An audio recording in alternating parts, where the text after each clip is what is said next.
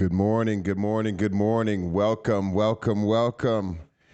Good morning, good morning, good morning, and welcome to the Carl Latting Show. I am glad that you guys tuned in this morning. It's that time. Let's get started.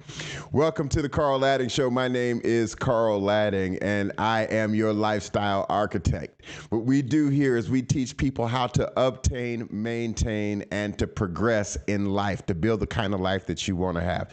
This is a morning show. It's my belief that people are able to function best in their days, especially when it comes to achieving and accomplishing their goals when they start their day off right. I know if you're like me, there's a lot of things that are on your mind when you wake up in the morning, and it's best to just have that singularity of thought, to be able to first understand who you are and what you came to do today. And so that's kind of what we want to talk about today. Our topic for today, this morning, our theme is to control the narrative. We want to control the narrative. And you hear that term a lot these days, especially because it's campaign season, right? We have a presidential election that's coming up at the end of this year. And so what happens is that the different news organizations, they have events or quote unquote things that take place, and then they want to report on the facts. And what's been said lately, especially with the different candidates that are running, is that they don't seem to agree on the facts. And so some people say, hey, well, look, we can all have our own opinions, but we can't have our own opinions on the facts, that the facts have to be the facts. And so what I want to do is personalize this and go from controlling the narrative in terms of the events that happen in our own lives. Because what tends to happen is that there is an event that takes place, and then right off the bat, we tell ourselves a story about the event that took place. We'll say, for instance, somebody cut you off in traffic, and as soon as that happens, you tell yourself a story about why they did it. But after you tell yourself a story, whether that story is good or bad or indifferent, that tends to create an emotion. And then that emotion causes you to feel a certain way, and then you begin to act based on that emotion. That's why it's important to control the narrative, because if we get back to the beginning and we control the narrative about how we interpret what we saw happen or what we heard somebody say, then we're able to control the emotion or the meaning that we attach to whatever we saw happen. And once we do that, that's going to dictate how we act. Are we going to smile and just brush it off? Are we going to let that thing fester inside of our minds to the extent that we can't get to the next thing that's on our plate today? And so obviously, we want to be able to control the narrative in such a way that we are going to tell ourselves the right story. A story that is going to empower us, a story that is going to cause us to love ourselves and to feel good about ourselves, a story that is going to tell us that we can achieve and accomplish whatever that next thing is on our list. And so when we talk about controlling the narrative, let's just dive into this, because many of the goals that we do set in a day, and that might be 2 things, that might be 3 things, those goals are based on what we believe about what we are here to do, our purpose. And so when we chop our purpose up into just maybe one thing, or we can distill it or boil it down to one thing, then we have to believe that we are able to achieve it, right? And so ask yourself this morning, do you believe that you can achieve your purpose? Interesting, because some people would say, dream big, and I believe that you should. But you can't dream bigger than what you can believe yourself able to accomplish. And so for me, I'm a spiritual man, I'm a Christian, and so the things that I don't think I can do, I believe that God can do through me, right? That all things are possible to who? To him that believes. And so I don't know what your belief system might be, but what I do know is that you can't do more than what you can believe yourself able to achieve. And so first things first, you establish your purpose, period, for life. But today, what's your purpose or your goal for today that's going to get you one step closer to achieving or accomplishing that purpose? I don't know what that is for you, but whatever it is, it's the morning show. Go ahead and jot that down now. And when you think about what that thing is and you have that written down, the next thing you want to do is remind yourself of why you are believing that this is your purpose, that the thing that you were born to do. Because when we talk about purpose, that's what we're talking about is what is the thing that I was born to do? Or in whether you believe in God or not, what was the thing that you were created to do? Because when we think about purpose and creation, the purpose of a thing is for it to do or perform what it was created to do, right? So a chair was created to be sat upon. Can you stand in it? Sure, but that wasn't the original intent of its creator. The creator wanted it to be sat in. A ladder was meant to climb. However, you could do other things with it, I presume. However, the original intent for it was to be climbed, to be able to reach things that were taller than you reached. So when you ask yourself, why were you born into the family that you were born into? Why were you born in the city or the region or the country that you were born in? Why do you have certain skin tones, certain heights, or the gender that you are? I believe that this body, your earth suit, this family that you were born into, the place where you were, was all pre-orchestrated, and you have within yourself everything it takes to accomplish the original intent for why you are here. Hopefully that encourages you. I know it encourages me, because if we don't control the narrative and we allow the world and the things around us, the talking heads on social media and what we see on the news each night, if we just let those things dictate whether or not we should even be here, most of us would probably quit. So we need voices like mine to be able to remind people like you that there's more to life. And we have to, instead of being reactive to life, we just got to be proactive. And so I'm charging you today to be proactive in your day. And that starts with, number one, knowing your purpose. Number two, beginning to jot down the goals that are going to get you closer to that thing. And number three, believe that you can do it. And once you believe that you're going to be able to accomplish that, all you need then is to begin to act.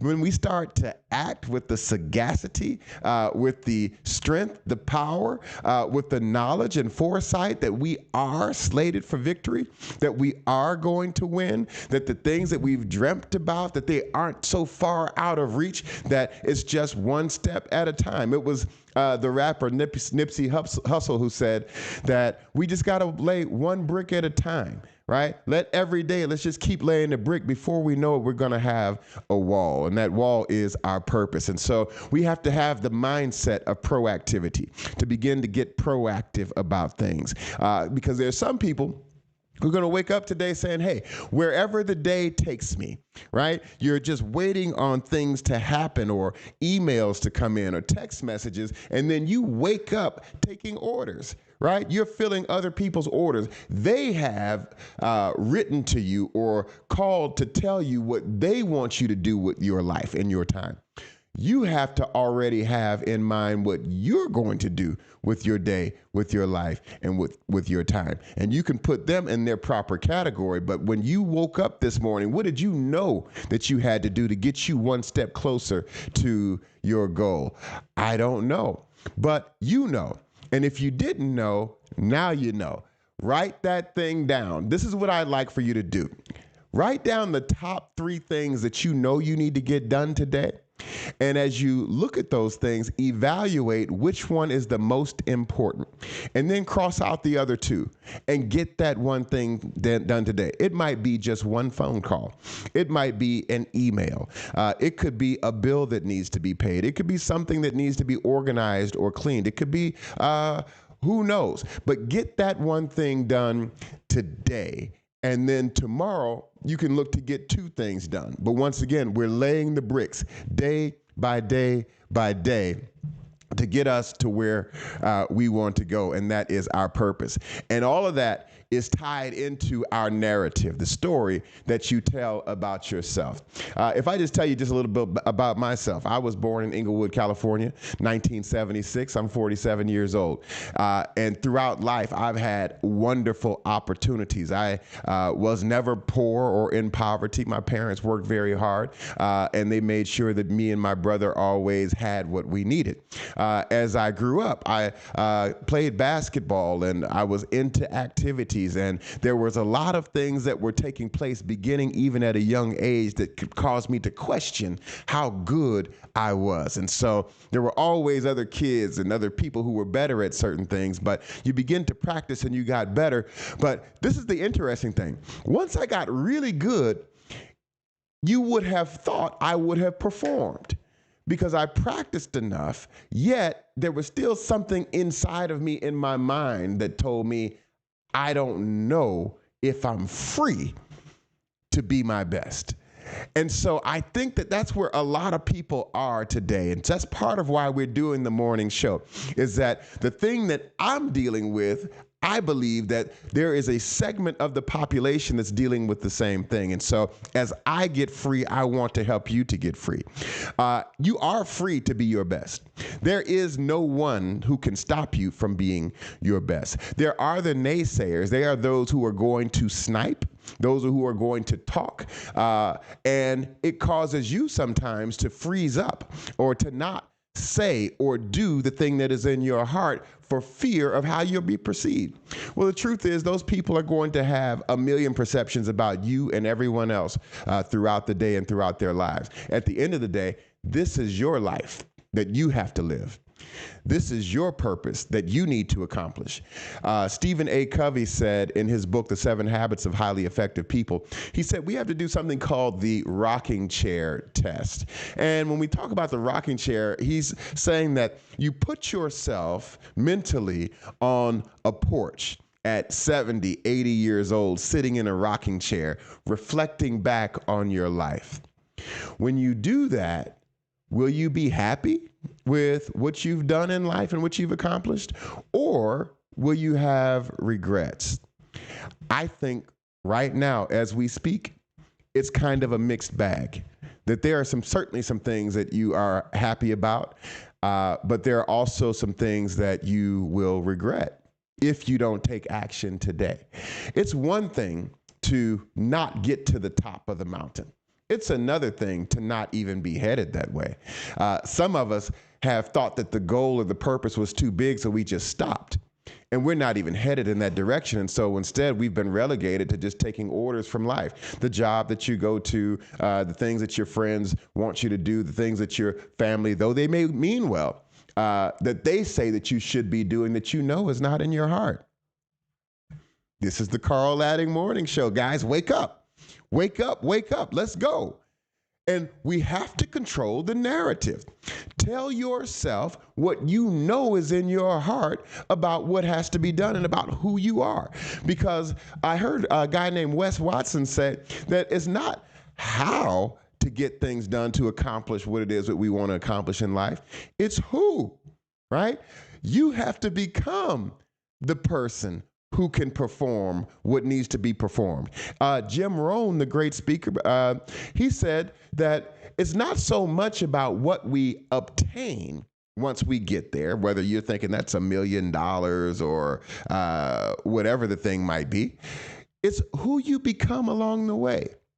Because to move from where we are, 0 or 2 on a scale of 100, to get to that 100, there's a lot that is going to change in our mindset, our level of discipline, the way that we approach the day, the way that we approach life. All those things have to change, right? And not only do they change, because things can change for better or for worse, those things have to get better. They have to improve. Then you can get the lifestyle that you want to have, that you want to live. I think there's so many of us, when we look at what's happening today, recession, we're on the brink of recession. I personally believe that we've been in recession. When we look at the price of food, gas, housing, you name it, everything is through the roof. I looked at my auto insurance bill today, which is this dynamic pricing through Tesla. And my bill is $350 to drive my car, though I've had no accidents, speeding tickets, none of that, right? So everything is through the roof. But the question is, what are you going to do about it? What are you going to do about it? Are we at the vicissitudes of life? Are we just at its mercy? Life happens and we just have to roll with the punches to some degree. But when do you punch back? There are opportunities to counterpunch. There are times when we need to strike, and those strikes need to be tactical. So instead of us just being shipshod and just willy-nilly about things, we got to get organized. And part of that organization is telling ourselves the right story, controlling the narrative. What I want to do right here, let's take a moment and we're going to take a look at a clip from Tony Robbins, who's talking about something that is similar to this. Let's see what he has to say here. Go for it, Tony. Controls the quality of your life? What controls the quality of your life? Is it money? Can you have a lot of money and still have a horrible life? Yes or no? Yes or no? Is it relationships? Can you have someone who totally loves you and still be miserable? Yes or no? So there's only two things that control the quality of your life. Please jot them down. For the rest of your life, you want to remember. The quality of my life is controlled by two things: meaning and emotion. Meaning and emotion. The meaning you give to things controls the emotion that you feel. People come up with different meanings, and that produces different emotions, and those emotions make you make different decisions. When you're angry, you're going to decide differently than when you're playful or grateful or excited. So the secret to life is controlling meaning and emotion. Gotcha, T. Thank you, Tony. And so you heard it from him. And I totally agree. We're saying the same thing. He's saying it's the meaning that you give to things, and that meaning creates an emotion. And I'm saying that it's the narrative, it's the story that you tell yourself that causes that emotion, the story that you tell yourself about that event. So what you have to do today is begin to tell yourself the right story and to control that narrative. And you're going to have to do that all day long, because there's somebody when you get to work today who's going to say or do something. And as soon as they say or do it, bang, in a millisecond, you're going to tell yourself a story. And if that story is bad, then it's going to generate a negative or retaliatory emotion. And that's going to take you away from or diminish the energy that you have towards accomplishing that thing that you know that you have to get done today. Or you'll go throughout your day and somebody will do something, you'll tell yourself a good story and then you'll move on. But then later on, there'll be something else that takes place. It could be a phone call that you get from an upset or angry client. And you might take personal, which should be left business. And if you take it personal, then there is the potential, once again, you'll tell yourself a story, and that story will lead to a negative emotion. I want you to control the narrative. I want you to tell yourself the proper story today, a story that is going to lead to the right emotion, that is going to lead you to take action, that is going to cause you to come at the end of the day saying, I did what needed to be done. Listen, we are on the right track. The fact that you tuned in to this show today, you're in the right place. I don't know how you found my show, but you did. It's the best thing that you could have done. This show is about us being something. It's about us being able to rise above the pressures of life, for us not to be confined by what we see and hear and what's going on in the world, but for us to know that we can move in spite of what's taking place, that we can rise above it.